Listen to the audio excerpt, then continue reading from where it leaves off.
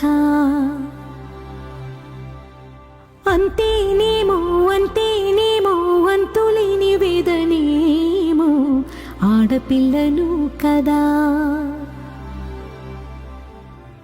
మళ్ళీ తిరిగి అడుగేసేది వచ్చిపోయే చుట్టూలానే.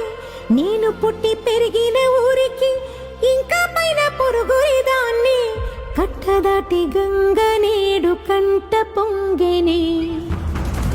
ఎంత ఎంత యాతనో ఎంత గుండె కోతనో ప్రాణమోలే పెంచుకున్న పిచ్చి నాన్నకు. దూలమిరిగి భుజముపై పడిన పిడుగు పాటిది. ఇంతకన్నా నరకమే లేదు జన్మకు.